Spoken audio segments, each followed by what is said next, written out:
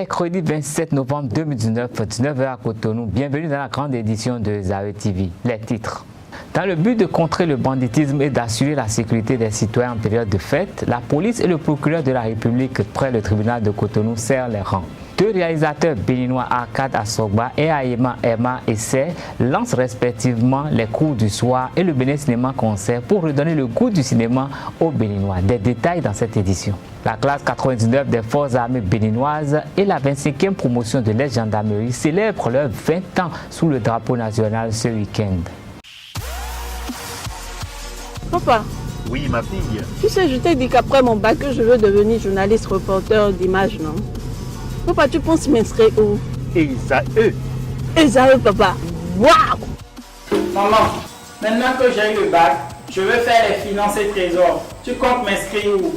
Esaü, mon fils. Esaü? Oui, maman! Papa, Oui. tu sais qu'après mon bac, je veux être diplomate, non? Et tu comptes m'inscrire dans quelle université? Mais Esaü naturellement. Esaü? À ESAE, vous êtes bien formé dans les filières comme administration du travail et de la sécurité sociale, administration générale et territoriale, administration des impôts, gestion des marchés publics, planification et développement local, droit et sciences économiques et de gestion. ESAE, c'est aussi sa télé numérique Zawe TV et son journal L'Informateur. ESAE, c'est à Bedjromede, 3e rue après le carrefour 16 ampoules allant à Jericho. Numéro de téléphone 98 98 14 00 96 80 55 11 90 93 65 21. ESAE, l'excellence a un nom.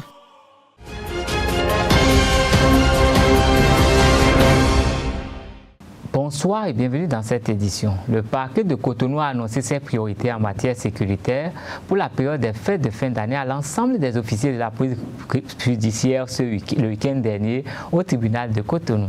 En cette occasion, le directeur départemental de la police républicaine a fait le bilan des atteintes contre l'environnement. Je vous invite à suivre son intervention au micro de Abdelkader Achirou. Le présent bilan, après un bref rappel du cadre légal et réglementaire de la répression des atteintes à l'environnement, prendra en compte la période du 1er janvier au mois de novembre 2019.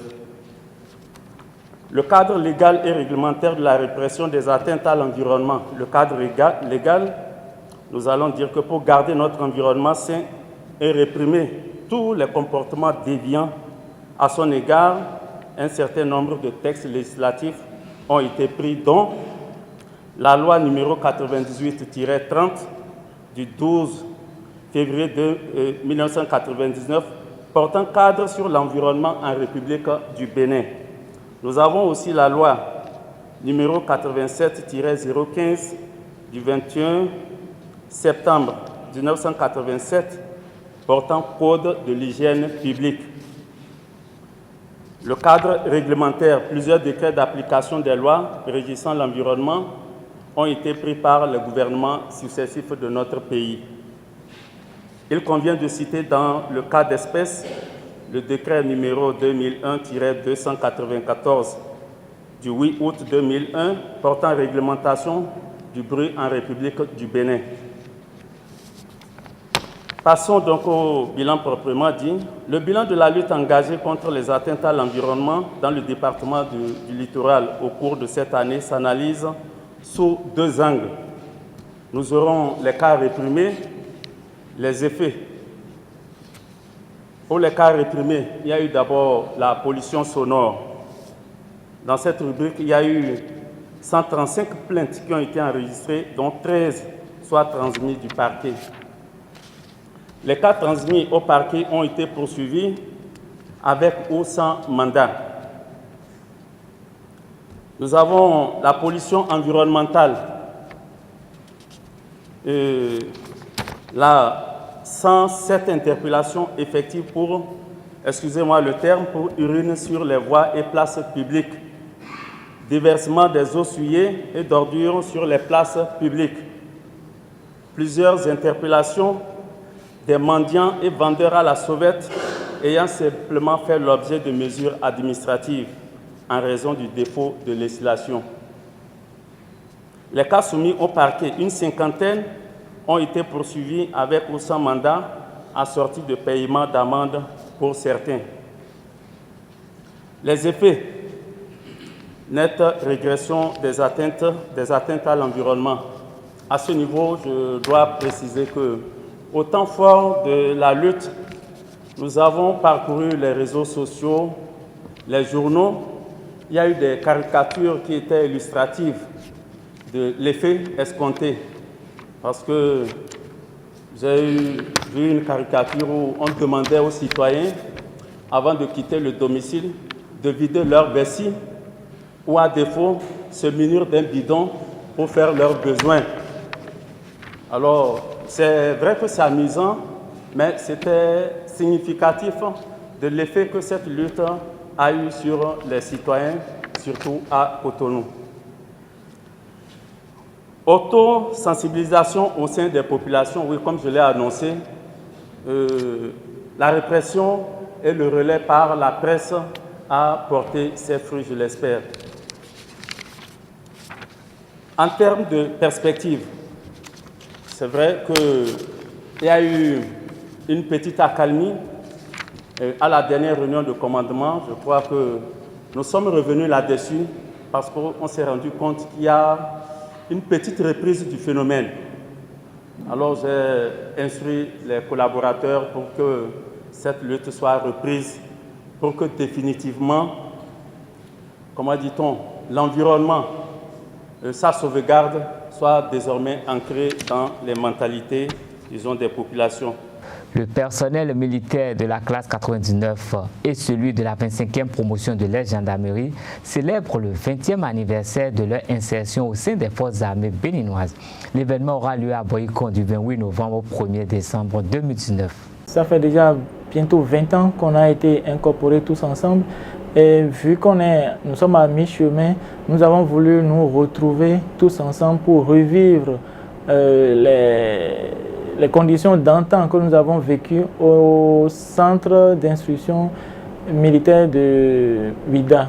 Donc, ce qui sous-tend en fait l'organisation de ces manifestations, ce sont essentiellement les retrouvailles, puisque dans quelques temps, certains de nos collègues iront à la retraite. Ceux qui n'ont pas pu émerger iront à la retraite après 25 ans de service. Nous aurons comme participants les personnels militaires de la classe 99 et ceux de la 25e promotion de l'ex-gendarmerie nationale.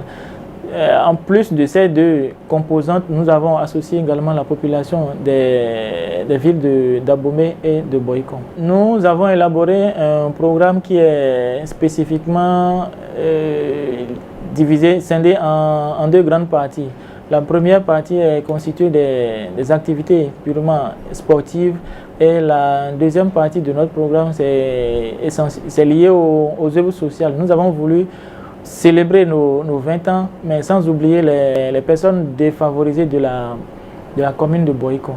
Donc le programme que nous avons concocté est scindé, comme je viens de le dire, en deux grandes parties. Il y aura les activités sportives qui sont constituées d'une rencontre, un match de pétanque, un match de volleyball et un match de ballon militaire. Le dernier jour, nous avons voulu marcher ensemble avec la population des villes de Boycon et d'Abomey par une marche du cœur qui va se dérouler d'Abomey à Boycon. Quant aux œuvres sociales, nous avons prévu une séance de don de sang. Et comme les villes d'Abomey et de Boycon sont des villes qui sont mitoyennes, nous avons voulu organiser une séance de don de sang à la place Gokho à Abomey et en face de la mairie de Boycon à Boycon. Nous avons également, toujours dans la préparation des manifestations, associé nos malades mentaux. Apparemment, les contacts que nous avons pris au niveau de la ville de Boycon nous ont annoncé que les malades mentaux éprouvent des difficultés en termes d'alimentation. Donc nous avons voulu, dans ce cas, dans le cadre de nos réjouissances, penser à eux à travers un don de vivres. Donc nous allons leur offrir de quoi subvenir à leurs besoins en termes d'alimentation. Les manifestations se dérouleront du 28 novembre au 1er décembre. Le 28 novembre, nous avons une cérémonie d'ouverture et le 1er décembre, nous allons replier tous dans nos différents corps. Un peu de cinéma dans cette édition. Les cours du soir démarrent demain 28 novembre 2019 au centre artistique Africa au quartier Agla. Lancé par le réalisateur Arkad Assogba et le centre culturel artistique Africa le jeudi 21 novembre à l'auditorium du centre. Le premier numéro accueille à 19h La Traversée et d'autres œuvres de Arkad Assogba entrecoupées d'échanges avec le public, les journalistes et professionnels du cinéma. Un projet initié pour ramener les Béninois dans les salles de cinéma. Il expose le projet au micro de nos reporters. Et donc ces soirées sont des moments où nous programmons les jeunes Béninois et Africains qui montrent leurs films et après voilà, échangent avec le public sur voilà, leur parcours, qu'est-ce qui a pu arriver pendant la fabrication du film, qu'est-ce qui a pu se passer, voilà, qu'est-ce qu'ils ont vu comme film, voilà, qu'est-ce qui a pu leur inspirer le film qu'ils ont eu à faire. Voilà. Enfin, toutes sortes d'échanges, mais vraiment, ce n'est pas des échanges superficiels. Ce que nous souhaitons, c'est que ce soit vraiment des moments de débat de fond, des moments de débat technique, des moments vraiment de discussion sociologique, historique, psychologique, voilà, et voilà, des moments de rencontre d'art, voilà, entre un public qui manque de ce genre de propositions et des auteurs aussi qui sont au Bénin en particulier, où voilà, il y a un certain nombre de personnes qui travaillent dans le milieu, mais qui ne se rencontrent presque pas. Et voilà, on a du mal aussi à discuter de nos travaux, mais de façon apaisée, entre professionnels. Et ce que je n'ai pas dit pendant la conférence de presse tout à l'heure, c'est que si tout marche bien, au bout des 9 mois, nous allons certainement organiser désormais un festival qui va s'appeler voilà, les cours du soir de Cotonou. Et voilà, qui va à chaque fois être l'aboutissement des 9 mois de programmation au Centre culturel artistique Africa. Voilà, parce que ce que les gens ne savent pas souvent, c'est que le cours, c'est l'endroit par excellence pour apprendre à faire des films. Et aussi, c'est le format qui permet, on va dire, d'être dans des fragments. Et ça, c'est important aujourd'hui pour les créateurs et le type du monde dans lequel nous sommes, où les gens ont envie de consommer en un temps record des choses, mais il faut leur proposer des choses qui ont du sens et qui ont une certaine profondeur. Arkad Assogba dévoile ici un pan de l'agenda du projet Les Cours du Soir. En fait, il y a une programmation qui est sûre et certaine, c'est celle du 28 novembre prochain. Et il s'agit essentiellement dans le programme de montrer mes propres films, courts-métrages. Donc des films que j'ai eu à faire quand j'étais étudiant, des films que j'ai eu à faire à mes débuts. C'est des films de 2006, par exemple, un film de 2006, un film de 2007 et 2 films que j'ai eu à réaliser l'année dernière seulement.